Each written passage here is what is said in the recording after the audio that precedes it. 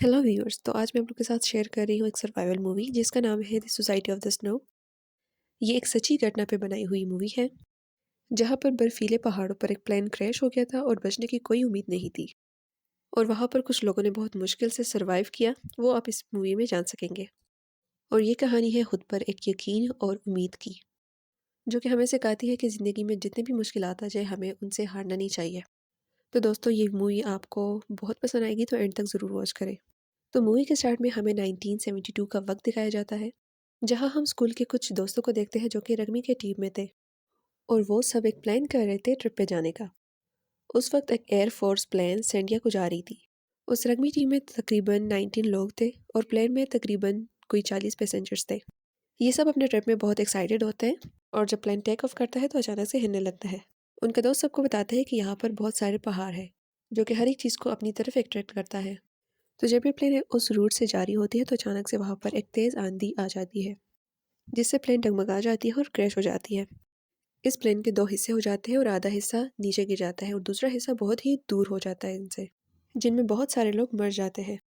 तो एक लड़का बहुत ही जल्दी में चला जाता है पायलट के पास, जो बहुत ही इंजर्ड होता है। वो बच नहीं सकता, लेकिन वो उस लड़के के कान में कहता है कि भगवान आपकी रक्षा करे।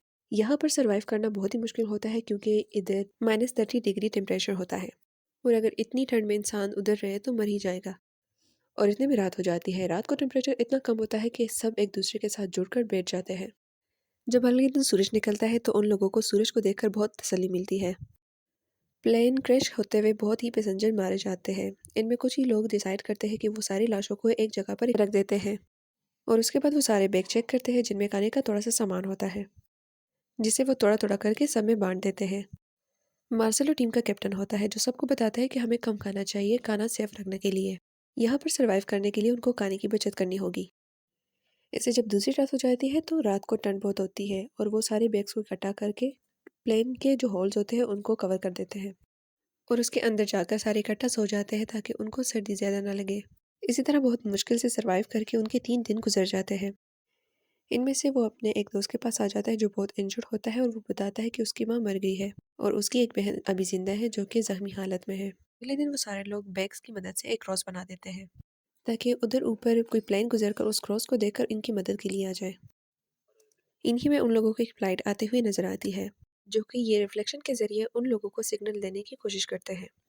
लेकिन अफसोस वो फ्लाइट इन लोगों को नहीं देख पाती और वहां से चली जाती है और सब उधर मदद की उम्मीद में बैठे होते हैं, लेकिन कोई मदद नहीं आती। तो उन्हीं में उनका दोस्त नोवा उनको कहता है कि यहाँ बैठने से उन लोगों के लिए कोई मदद नहीं आएगी, कि हमें प्लेन का दूसरा हिस्सा ढूंढना चाहिए ताकि हम उधर रेडियो के जरिए बाकी लोगों से बात कर सकें। लोगों को उनका आइडिया पसंद आता है और 4 लोग निकल पड़ते हैं प्लेन के दूसरे हिस्सों को ढूंढने के लिए। तब वो लोग काफ़ी सफ़र करने के बाद देखते हैं कि उधर प्लेन का कोई भी हिस्सा नहीं मिल रहा और इन्हीं में वो लोग वापस आ जाते हैं। कुछ दिन और बीतने के बाद उन लोगों के पास खाना बिल्कुल ही ख़त्म हो गया था। उधर उन लोगों को जो भी मिलता था वो खा जाते थे, कपड़ा हो या पहाड़ की पतरी।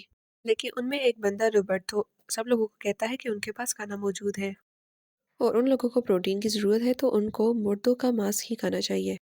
और ये सुनकर सारे लोग परेशान हो जाते हैं और उनको कहता है कि तुम पागलों की तरह बातें ना करो।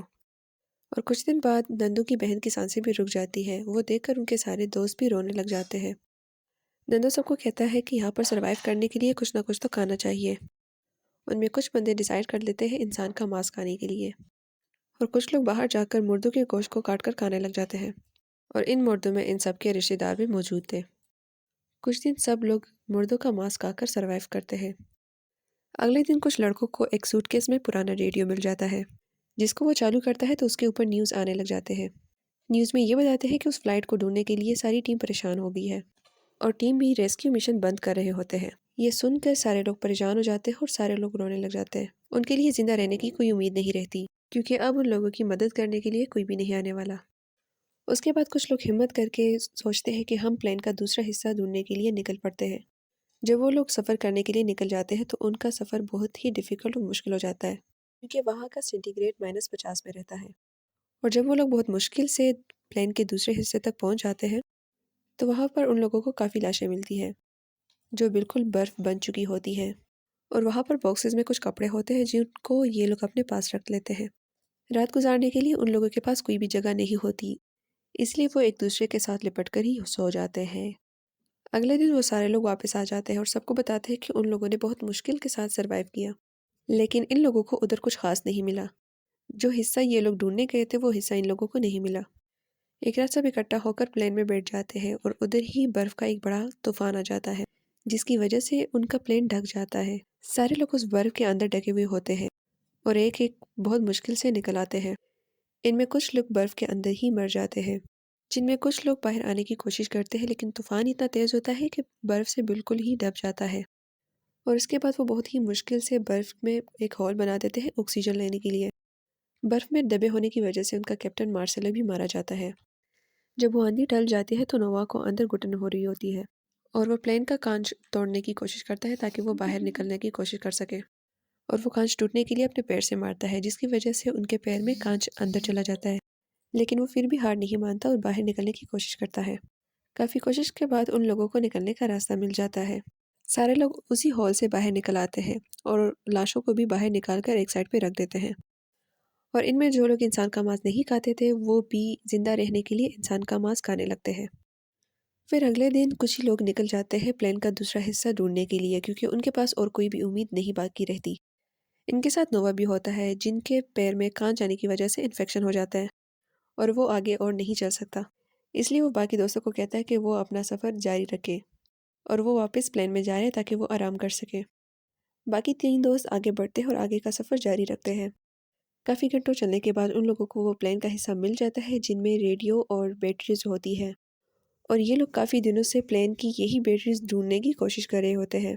उधर भी काफ़ी सारी लोगों की लाशें मिलती हैं इन लोगों को और काफ़ी सारे बॉक्सेस भी मिल जाते हैं, जिनमें कपड़े और थोड़ा सा खुराक होता है।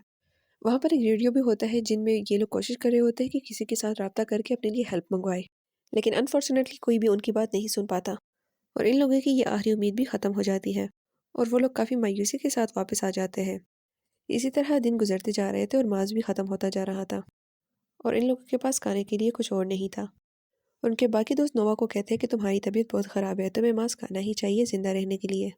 ये सुनकर नोवा बहुत ही मुश्किलों के साथ मांस का एक छोटा सा टुकड़ा खाकर निगल जाता है और इसी दौरान वो अपने दोस्त को कहता है कि अगर मुझे कुछ हो जाए या मैं मर जाऊँ तो आप मेरा मांस खा सकते हो। अगले दिन नोवा अपने इन्फेक्शन की वजह से मर जाता है और उसके हाथ में एक नोट भी होता है, जिसमें वो अपने दोस्तों को बता रहा होता है कि वो हमारा मांस खा सकते हैं। अपना करीबी दोस्त खोने के बाद वो लोग डिसाइड कर लेते हैं कि वो अब यहाँ पर नहीं रहेंगे, जिसकी वजह से तीन दोस्त एक सफ़र पर निकल जाते हैं और वो इन बड़े पहाड़ों को पार कर सकें। कुछ दिनों बाद सर्वाइव करते हुए वो लोग एक पहाड़ पर पहुंच जाते हैं, जहाँ पर बर्फ़ थोड़ी सी कम होती है।